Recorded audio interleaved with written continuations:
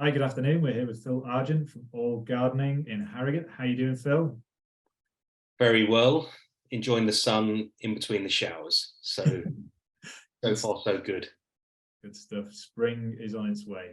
So, looking forward to this interview. If you could give us a little bit of background then as to who you are, what it is that you do, and how long you've been doing it for, please. My name's Phil Argent. I set up All Gardening on the 19th of April 2004. And primarily, I set it up because I'd actually left a global.com, and I was really interested in using my digital knowledge in the horticultural industry. So I built All Gardening to service, basically as a service business, but throughout that whole period, I've also been building digital assets along the way. Some have worked and some haven't worked, but 19 years on, I'm building again. So building some new ideas around digital assets. Fantastic.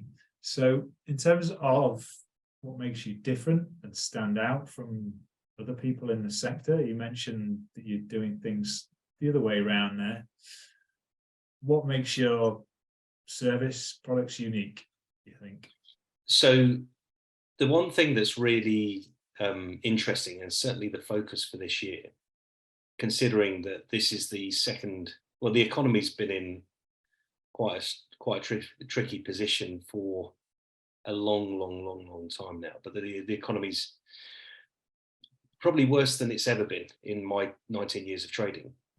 The one thing I've decided to do this year is to focus the business on doing less. And whilst that seems like a whole oxymoron in business thinking, is that actually for the last 17 years, I've always thought that my job is to build a business and biggering a business and biggering and biggering and biggering. And if you look at some of the digital assets around All Gardening, whether it's email database size, whether it's our Facebook presence, whether it's our presence on YouTube, you'd say we've got a vast visibility. But this year, the business is me. And my plan is to restrict everything I do to only do the best work for the best price for the best customers. So as an example, a service that I provide called Lawn Plan Complete, which is what I'd call is a greenkeeping service where we cut the lawns and we treat them. We in effect renovate lawns for a fraction of the price of a new lawn. I'm only looking for 85 lawns this year, 85 customers. That's all I'm looking for. As of today, I'm only looking for 81 customers. And the interesting thing about restricting my ambition, let's say, and my focus, and the obvious narrative of growing a business is that, one, I'm doing everything. All of my marketing is being done by myself. I'm saving money there. I'm reinvesting it in the service, is that I'm constantly contracting how I think about things.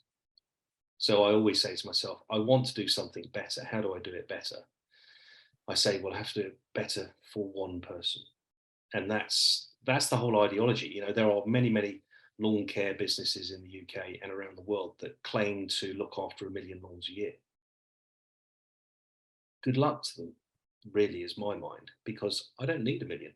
I only need 85 customers. Similarly, my email database, which was vast until a few weeks ago, is now only 279 people. Because what I did was analyze the performance of that database over the last 6 months, and I've archived everyone who hasn't opened up the last 3 emails in the last 3 months. Therefore, I have, in effect, archived over 95% of my database. A great example in focus and getting clarity is key, and honing that down. great lesson in that. It's very, very, I'll tell you what, it's very, very hard. It's very, very hard. I bet. Because the constant thing, well, the most difficult thing that I'll explain is to get the accuracy of the intention correct. To look for less customers, you have to wait. Mhm. You can't expect them to just come along like a conveyor belt of opportunities. You know, the lead gen funnel. In effect, I don't, even though I have CRM systems which work very well and they're synced into my accounting system and all that, you know, everything's synced and linked, is the people have to find me and I have to be found. Mhm. And that in itself means that I'm not, you know, what I provide is not for everyone, but actually, Doesn't have given to be time, for everyone. given time, given time, this principle works that everyone will want it because it's Yeah. the best it can be. And at the end of the day, in an economy that's struggling, you know, high-end luxury or super quality is always going to be needed. I know this from the financial crisis in London when I ran all gardening down there, but the less is more narrative takes longer to evolve. It takes longer to actually create. The most difficult thing I'll mention is very often with everything I do, every piece of content, every piece of writing, every email, every communication, every text message, everything, I have to think, how does the customer feel about this? What am I actually doing? How do they feel? Because I'm not selling data, I'm not selling transactions, I'm selling a feeling, really, because what I provide has to be the best. So therefore people have to feel the best, you know, like jumping into the Ferrari of lawn care. Not sure whether it's a Ferrari I'm after actually, but the no, I'm definitely not. But the idea is that, you know, it's the bespoke shoes, it's the best gloves, it's I get it. that's really important, and it's just it requires massive amounts of patience and brain power to believe in your own voice as if you're talking to yourself.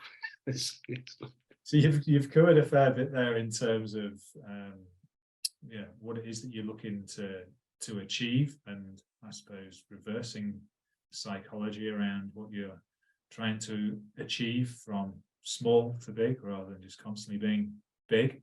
What is the biggest lesson that you've learned to date in your business journey so far, if there's one that you can share? If you can hone it all down and share one. The biggest learning.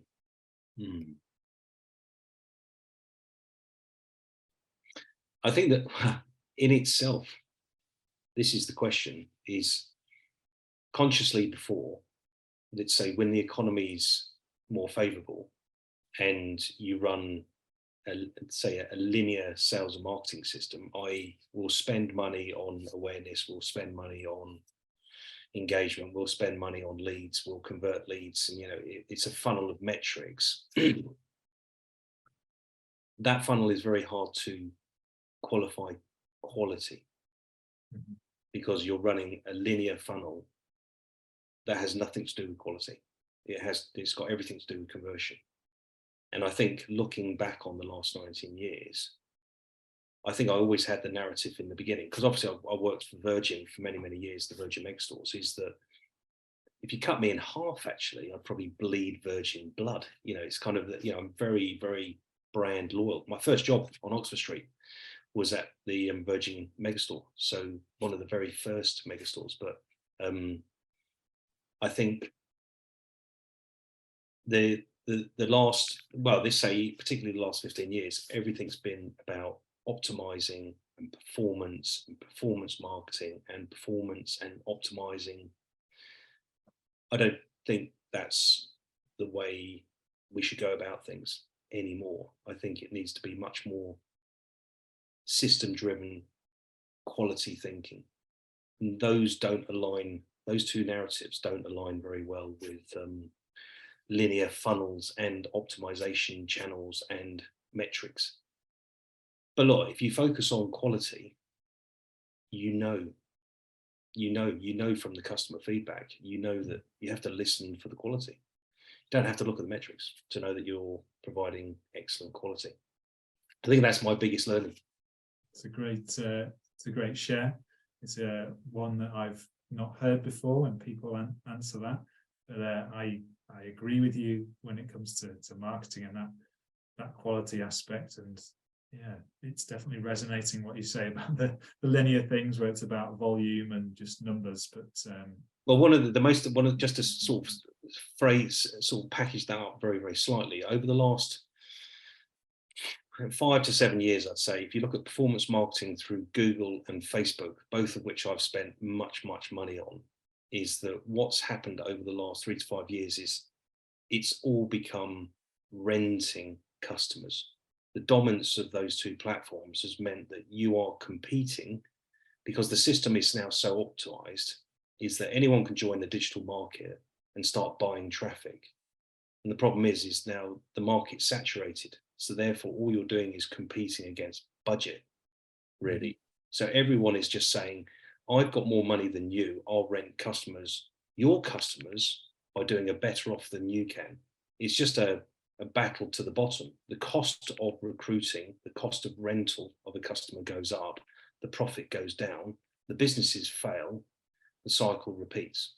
And actually over the last 7 years, interestingly, with the introduction of AI, which is another subject for another day, but is that you can't play in the performance market anymore because the market's saturated. My view is quality and careful thinking about the customer is much more important, but is harder to invest in because it takes longer to get your ROI, your metrics. It could take months and months to get a customer. Yeah, definitely resonates with building a successful business and having those quality customers, your A and B customers, opposed to your C, D, E customers that are coming in on volume basis, just looking to maybe pull one product, buy it then and never be seen again. And and the narrative is, it's not my narrative, I've just plagiarized it, is renting customers is what companies are doing. And particularly one of the things that I'm doing most at the moment, which is incredibly frustrating, is I'm setting out my system, I'm setting out my thinking, I'm creating my communication, I'm finding 3 customers out of my 85, and I'm over-investing in them. Over-investing. Everything's about quality, over-investment, learning. And at some point, I hope that the cost of acquisition or the flow of customers will increase, but it will be free. Good stuff. I like the share and very insightful. Thank you.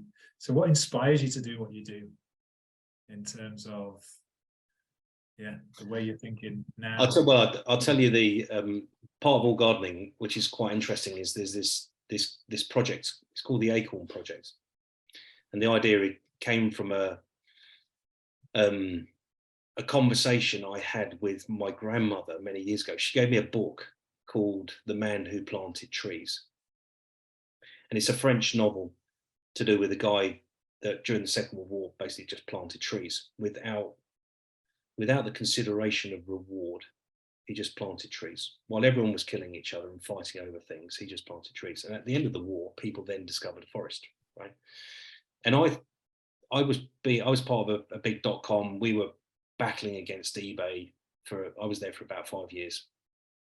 And I don't know, at some point, my grandmother gave me this book, and I'd also discovered Google Earth. Remember, this was 19 years ago when Google Earth was incredibly primitive. But I discovered it and I went, oh man, the world has 2 things. It either has the green of where we live, the places we live, which actually not the places, but the forest around us, the trees, the environment. And the other bit is the water, which is the oceans and the seas. And then you've got the ice caps. And I just thought, I thought, why don't I build a business that has this, let's say my mindset today is much more relevant than it was at some points in the last 19 years. But at the moment, all I'm trying to do is connect a business into the environment that delivers a brilliant customer experience that is feeding the world in terms of CO2. So it's kind of like it's a very circular economy that I'm trying to build. And that's why it's very, very difficult at the moment to not go chasing business, because I need to find the right customers that are local, that are interested in what I'm doing, the way I'm doing it, in order that they will tell the story. So the story simply just started. Grandmother gave me a book, The Man Who Planted Trees. I went, brilliant book. The video on YouTube is actually fantastic. And then I looked at Google Earth and just went, I reckon I can build something that does something significant. And yeah, that's what I'm doing. That's what I'm building now anyway. Great inspiration. I'm going to check out the video on YouTube. And what's it called? Where can we find it? What would we search? The Man Who Planted Trees. It's easy to find. It's actually if you go on YouTube, just drop The Man Who Planted Trees. It's a half-hour video. It's extraordinary. It's a graphic illustration story. But it's an interesting thought in today's world. It's all about basically giving ahead of asking for, and that's part of the whole logic. My logic behind don't go down linear marketing, because that's all just a buy. You're renting. Is actually tell a story to people, build a DNA and a brand, and then let them come towards you.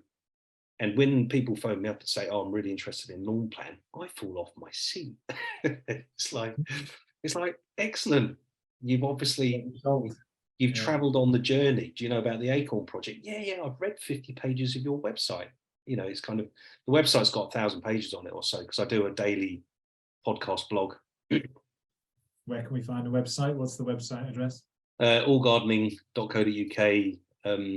And here's some stats for you. Not that I'm really driven by the stats, but this is an interesting. Let me just give you a little footnote about this system that I've been building now for about 5 months. All Gardening now indexes in 101 countries. It's had visitors from over 400 cities worldwide. And I'm not doing anything except for telling a story and building a brand that people identify with. Obviously, none of that traffic costs me any money.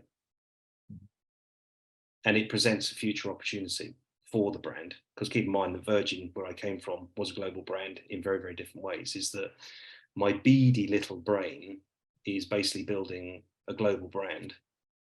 But at the moment, I'm just a lawn service in Harrogate. You know, it's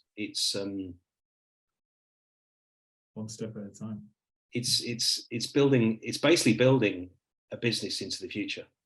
That's what it's all about. And it's not about buying business today. It's about building a business in the future, which I'll say is very frustrating, because all the narrative around you is like performance, metrics, drive, money. And actually it's kind of like, it can all work if you tell the right story, and if you breathe the story, and you have the discipline to tell the story every day. Which is what I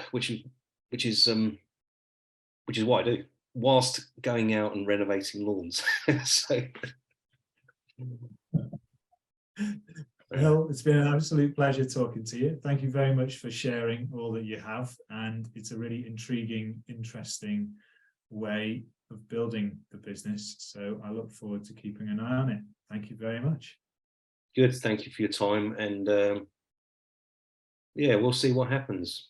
We're not in a rush anymore. Good stuff. Okay. Great stuff. Thanks, man.